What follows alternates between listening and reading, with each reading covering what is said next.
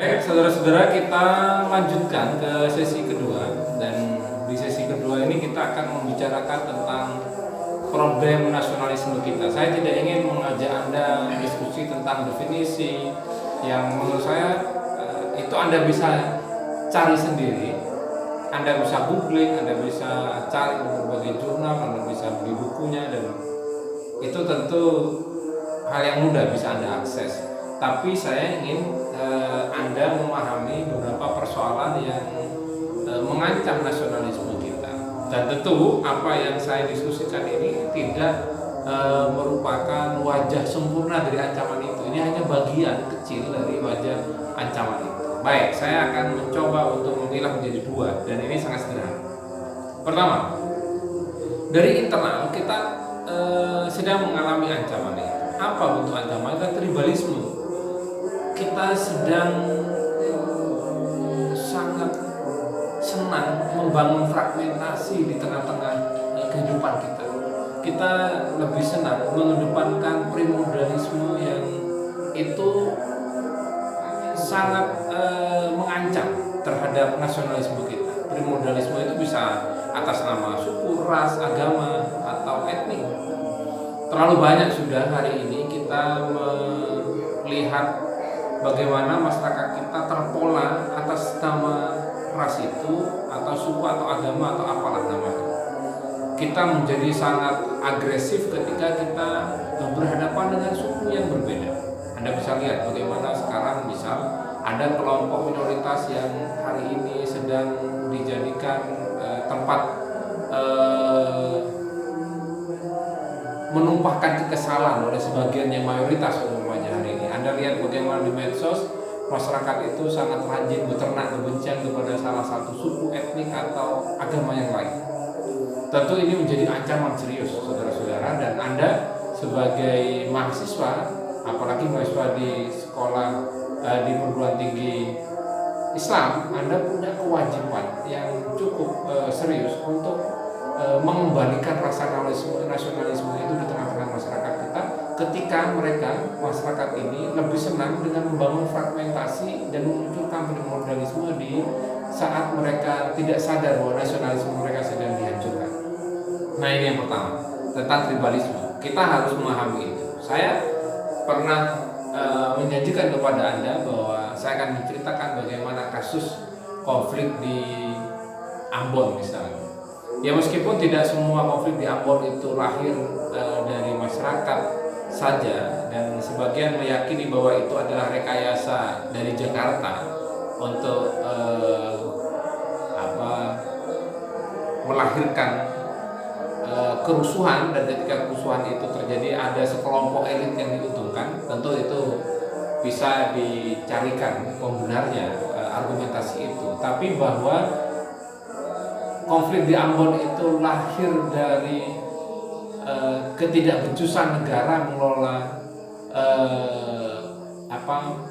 pluralitas di masyarakat, itu adalah iya, bahwa negara ini yang kita yakini telah terikat dengan kuat dengan Pancasila itu akhirnya goyah ketika kepentingan etnisitas, kepentingan agama tertentu, atau kepentingan politik tertentu itu terganggu. Nah, ini yang harusnya selalu kita harus jaga, saudara-saudara. Saya dan Anda atau siapapun yang merasa menjadi bagian dari mereka yang berpikiran sehat, itu harus menjaga ini. Kita harus menjaga bahwa keindonesiaan kita itu harus bisa menekan apapun identitas primordial kita. Entah itu agama, entah itu suku, entah itu ras, atau entah itu etnisitas, kita harus bisa menjaga itu. Jangan pernah Anda karena merasa mayoritas, Anda beragama Islam, lalu Anda mayoritas, lalu Anda punya hak yang lebih besar dibandingkan mereka yang kelompok minoritas. Meskipun hal ini sendiri juga menjadi satu tantangan terbesar, bahwa negeri ini itu memiliki banyak PR yang diselesaikan. Satu sisi kita sebagai kelompok mayoritas harus memberikan ruang yang sama kepada kelompok minoritas, tapi di sisi yang lain, pada wajah Indonesia yang lain, kita ini dipaksa harus tunduk kepada kelompok minoritas. Ini realitas, nggak bisa kita tolak. Misal begini, kita sebagai mayoritas umat Islam ini wajib memberikan hak yang sama kepada kelompok minoritas dalam hal politik dan hukum. Kita tidak boleh atas nama mayoritas di ranah politik dan hukum lalu kita semena-mena kepada kelompok minoritas. Tapi problemnya hari ini dalam wajah Indonesia terutama urusan ekonomi, kita ini yang mayoritas selalu menjadi kelompok yang kalah. Apa nyatanya bahwa ternyata kelompok elit yang menguasai kekayaan negeri ini adalah kelompok mereka yang minoritas secara agama dan ras atau suku. Nah ini, lalu apa kita akan menyalahkan kelompok yang minoritas? Tentu saja tidak. Yang harus kita salahkan itu adalah kita bersama. Negara, pengelola negara ini harus bisa dengan benar menjamin bahwa kesenjangan ekonomi itu tidak terjadi lagi. Kesejahteraan bersama itu harus dikedepankan, bahwa kesetaraan untuk mendapatkan akses kepada modal itu harus juga diperbaiki. Ini problemnya. Saya sudah berulang-ulang mengatakan ada sekelompok suku yang lebih mendapat kepercayaan bank misalnya daripada mereka yang lebih besar ini. Nah ini problem kita. Karena akhirnya karena ketidakadilan dalam bidang ekonomi ini, akhirnya kelompok-kelompok yang selama ini meneriakkan tentang pentingnya kekuatan mayoritas mengikat kekuatan minoritas itu semakin kencang didengar. Misal kelompok Islam kanan itu selalu mendapatkan pembenaran di mata publik ketika mereka mengatakan kita ini mayoritas, umat Islam ini adalah pemilik sah negeri ini. Lalu kenapa kita yang pemilik sah, kita mayoritas ini secara ekonomi kita itu tertinggal dan justru dibodohi terus oleh kelompok yang minoritas? Maka keadilan ekonomi ini jika tidak diperbaiki oleh pemerintah, oleh negeri ini, maka kampanye kita untuk selalu mengatakan kita setara di mata hukum dan politik itu akan selalu gagal. Kenapa? Karena negara tidak bisa menjamin bagaimana kesejahteraan, bagaimana kesempatan mendapatkan akses di bidang ekonomi itu tidak benar-benar dipraktekkan atau dijaga oleh pemerintah. Ini saudara, tentang tribalisme. Ini problem nasionalisme kita. Yang kedua, kekecewaan warga negara pada negara ini juga harus hati-hati dijaga. Ingat, lepasnya Timor Leste, desakan merdeka di Aceh dan di Papua itu akibat karena lagi-lagi penguasa tidak bisa mengurus negara dengan baik. Sentralisasi yang dipraktikkan di zaman Orde Baru, di mana kekayaan negeri ini dikelola dan berpusat di Jakarta, sedangkan daerah tidak bisa mendapat akses, padahal kekayaan itu diambil dari daerah-daerah, maka daerah akhirnya kecewa, rakyat kecewa. Masyarakat Papua yang punya freeport, yang punya hutan begitu luas, itu tidak bisa menikmati kekayaannya. Kenapa? Karena kekayaan ditarik semua ke Jakarta. Nah ini sekali lagi saudara-saudara akhirnya melahirkan kekecewaan warga negara pada negaranya. Begitu juga dengan GAM di Aceh. Mereka yang merasa bahwa memberikan sumbangsi terbesar di kemerdekaan negeri ini itu tidak tidak diperlakukan selayaknya oleh negeri ini. Sehingga ada Dom Aceh, ada operasi militer di Aceh. Semua pendekatan sentralistik yang pernah dipraktikkan oleh Orde Baru itu tidak boleh terjadi lagi di Indonesia modern. Indonesia modern harus memberikan ruang dialog antara daerah dan pusat, sehingga lahirlah yang namanya otonomi daerah yang kita rasakan hari ini, di mana negara ini memberikan sebagian kewenangannya kepada daerah untuk mengurusi.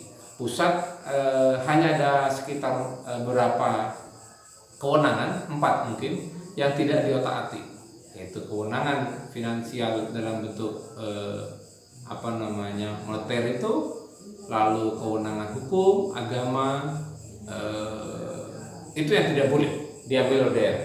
Hukum, agama, pertahanan itu juga miliknya pusat. Daerah tidak boleh ikut campur. Artinya tidak boleh daerah itu punya tentara sendiri, itu tidak boleh, tetap harus pusat. Berikut juga daerah punya peradilan sendiri, nggak bisa.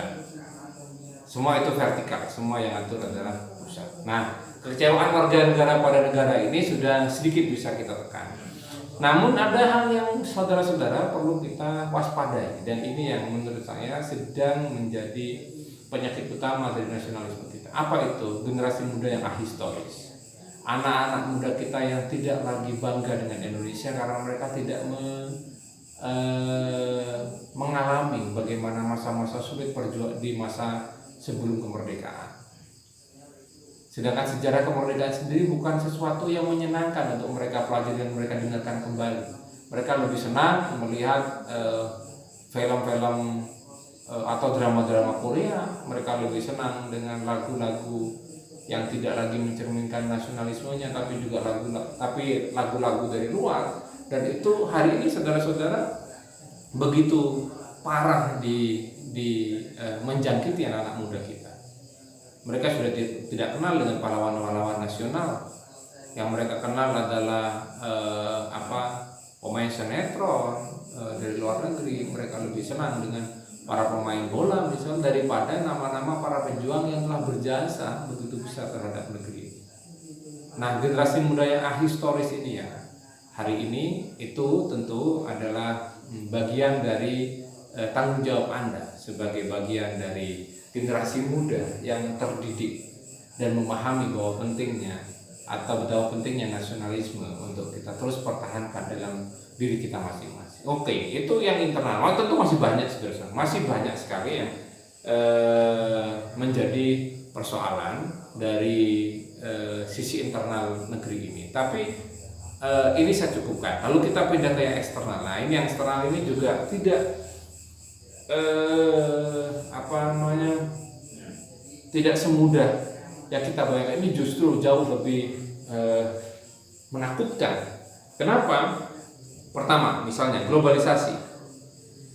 Globalisasi ini adalah satu saat di mana sekat-sekat atas nama negara, atas nama bangsa itu semakin kabur, dan masyarakat dunia ini semakin terhubung demikian cepat dan saling memberi warna. Maka globalisasi ini akhirnya melahirkan satu perilaku di tengah-tengah masyarakat itu, masyarakat dunia ini, yang mereka seringkali saling mencontoh, mengadopsi dari kebudayaan di tempat lain ke tempat mereka berada. Dan ini tentu akan melahirkan sebuah kondisi kontradiktif. Kenapa? Karena ternyata kebudayaan yang di luar sana belum tentu bisa bernilai sama dengan nilai-nilai yang hidup di masyarakat setempat. Misal sekarang tentang McDonaldisasi. Sampai ada satu teori namanya McDonaldisasi, bahwa McDonald itu tidak hanya ada di Amerika, di Eropa, tapi sudah ada di Surabaya, ada di kota-kota kecil. McDonald itu. Bagaimana pecel sekarang terdesak oleh McDonald. Bagaimana anak-anak muda sekarang lebih bangga makan di tempat-tempat McD itu daripada di Mak Yeye umpamanya. Tahu Mak Yeye enggak? Iwak P di daerah Wonokromo itu top dulu waktu saya masih mahasiswa, waktu saya masih jadi aktivis. Itu adalah tempat konsolidasi sebelum demonstrasi yang paling kita sukai karena bukanya malam, tempatnya menyenangkan, ramai, dan itu sama sekali tidak mencerminkan tentang globalisasi itu. Kita ada di situ makan wakpinya Mak Yeye, yang kita jual brandnya juga Mak Yeye. Coba Anda datang ke McD, apa yang Anda bayangkan? Anda sedang makan di restoran miliknya orang Amerika. Dan itu sudah diprediksi ketika perang dingin selesai, komunisme hancur. Sebagaimana sering saya ceritakan, komunisme sudah hancur, kapitalisme menjadi pemenang, lalu semua orang mengatakan ya sudah selesai pertarungan di dunia ini. Lalu muncullah satu teori dari Francis Fukuyama yang menulis tentang the end of history and the last man. Sudah selesai sejarah dunia ini, orang akan menjadi memiliki satu paradigma saja, itu paradigma kapitalis. Maka sekat-sekat negara itu sudah hancur, betul, sudah tidak ada sama sekali. Nah, itu yang dikhawatirkan saudara-saudara hari ini terjadi terus kepada masyarakat kita. Jadi sekarang tidak ada lagi orang terkoneksi dari negara ke negara, government to government nggak bisa.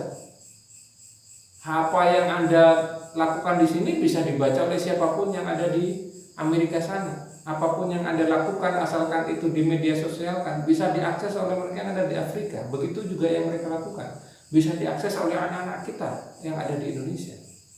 Maka koneksitas yang begitu luas ini, yang mengglobal ini, saudara-saudara, jika tidak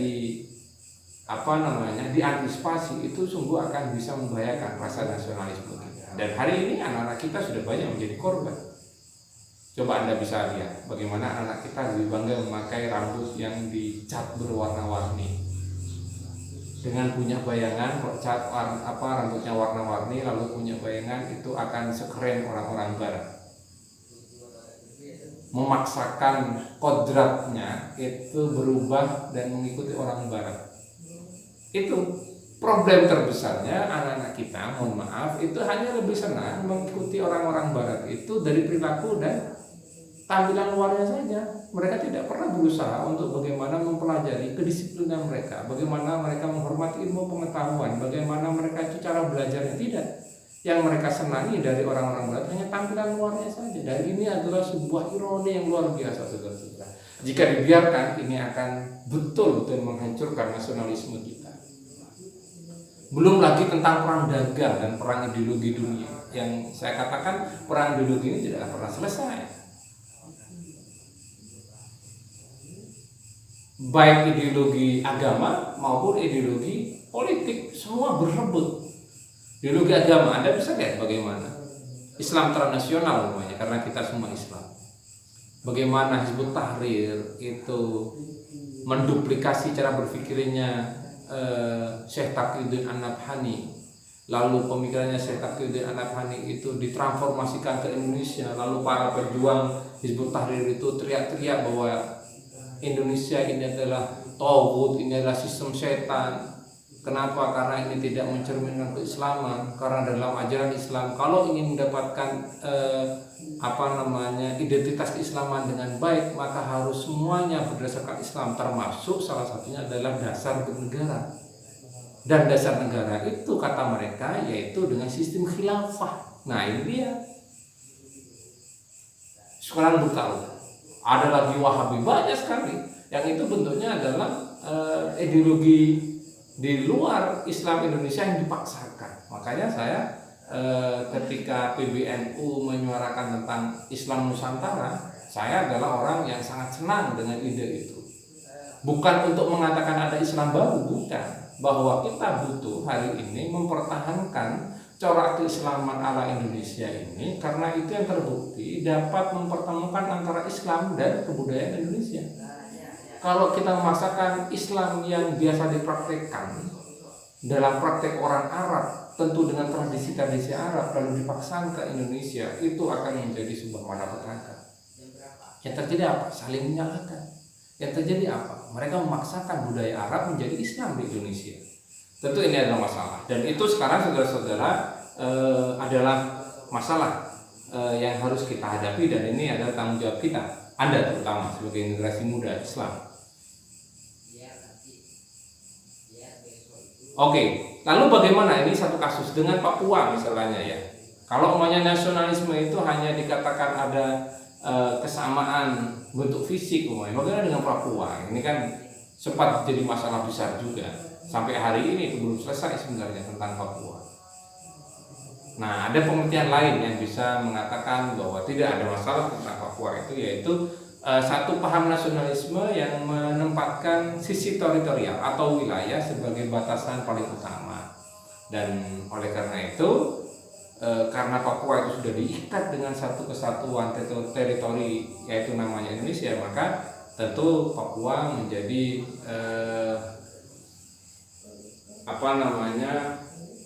menjadi sangat rasional membangun nasionalisme. Saya pernah datang ke Papua untuk melakukan sebuah penelitian juga, saudara-saudara.